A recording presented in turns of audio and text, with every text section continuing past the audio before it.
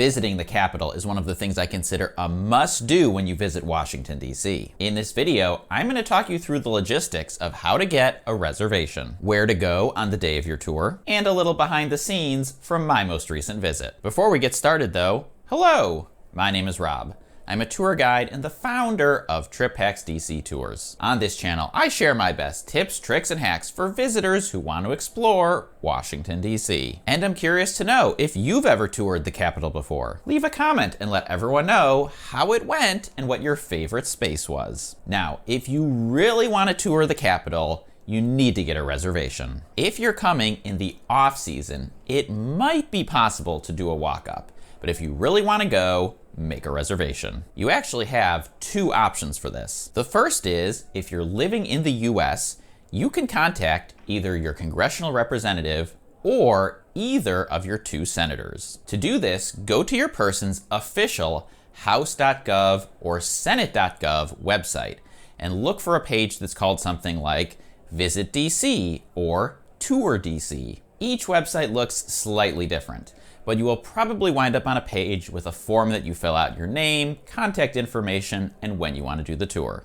If there's space available, this will get you on a congressional office tour, usually led by one of the office's interns. The second option is to simply go to tours.visitthecapitol.gov, create an account, and then choose the date and time that you want to go from the calendar. This puts you on what's called a redcoat tour, with an official tour guide from the Capitol Visitor Center. There are pros and cons to each approach, which I'll cover later in the video. But the last time that I personally toured the Capitol, I booked it through the Capitol Visitor Center. Okay, so you've got your reservation, traveled to DC, and now it's the day of your tour. If you're on a congressional office tour, you will need to follow their instructions very carefully. It will tell you which building to go to, usually the building that representative's office is in, as well as how early to arrive and other pertinent information. If you're on a visitor center tour, then you'll enter through the Capitol Visitor Center. The entrance is on the east side of the building off of 1st Street. Go down the stairs or ramp and find your way to the end of the line. No matter when you go, there is likely to be a line. This is why they suggest you arrive at least 30 minutes prior to your scheduled tour. In fact, when it comes to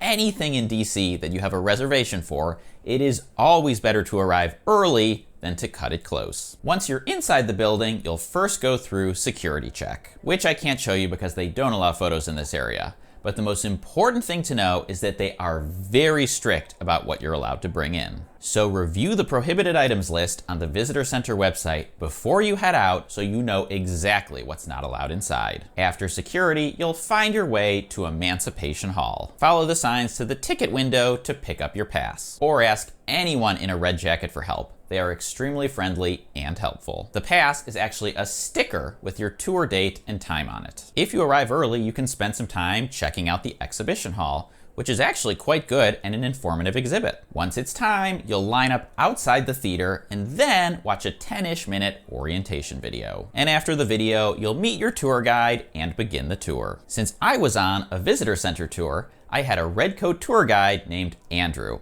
He was Scottish and an awesome tour guide. We got to see 4 main areas on the tour, starting with the former Supreme Court chambers, which is really cool and actually one of my favorite spaces. After that is the crypt, a space they built as George Washington's final resting place, except that Washington actually chose to be buried in Mount Vernon instead. After that is the rotunda, which honestly, it's amazing. This is what you come on this tour for, and the reason why the Capitol is a must-do, in my opinion. After that is Statuary Hall, which was once the House of Representatives chambers, but is now a space to display sculptures to prominent Americans. And after that, we head back to Emancipation Hall to wrap up. The tour itself took about 1 hour, and the total amount of time I was there was about 2 hours, including getting there early, going through security, and the orientation video. So budget at least 2 hours to do the Capitol, or more if you want to spend some time looking at Exhibition Hall, or shopping at the gift store, or getting something to eat. There is a cafeteria in the visitor center. That said, there are much better options for lunch in the nearby Capitol Hill neighborhood. But if you're really hungry or short on time or just really want to eat here for some reason, it's fine for what it is. Okay, now let's get back to the decision that you have to make. Should you book a congressional office tour or a visitor center tour? The biggest pro to the visitor center tour, in my opinion, is that it's completely self-service. Just go on the website, pick an available time and date, and you're done. No filling out a form, waiting to hear back, or wondering what time your tour is going to be. The other big pro of the visitor center tour is that the red coat tour guides are serious professionals. My guide, Andrew, was awesome. He did a great job. Many of these folks have years or decades of experience and are a wealth of knowledge. Now, the biggest con to the visitor center tour is the group size. My tour had 35 people on it, which is a huge group. We got headphones to hear the tour guide, and they worked fine. No technical issues. But once you have more than about a dozen people in a tour group, it becomes a much less personalized experience, which is the biggest pro to the congressional office tours, in my opinion.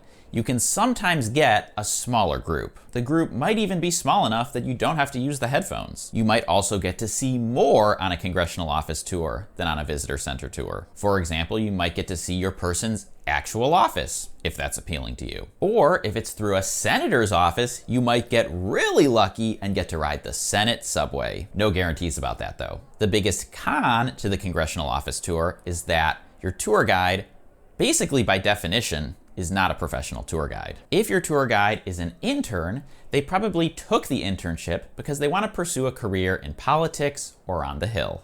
It's also possible, if not likely, that your tour guide is just new to this. So unlike the red coat tour guides who may have years of experience, your intern tour guide may only have days or weeks of experience. In fact, someone on a TripHacks DC tour last summer told me that their intern tour guide was giving their first ever tour. And while they said she was a very nice person, she didn't really have a lot of confidence with the tour route or the material. Another reason you might not want to do a congressional office tour is if you don't like your person. Look, I get it. Some of these people are very polarizing political figures, and I understand if you don't care for them and don't want to interact with their office. And finally, congressional office tours are not guaranteed. Sometimes, depending on staff availability, even if you contact your Congress member's office, they'll just book you on a regular visitor center tour anyway. So for all of these reasons, I personally like to skip the middleman and just book myself on a visitor center tour. But I'm curious to know, which direction do you lean? Leave a comment and let me know which one you prefer. And since you're interested in touring the Capitol, you may also be interested in touring the White House. So click or tap right over here to see a video about how to do that and what you can expect when you go. Enjoy your trip.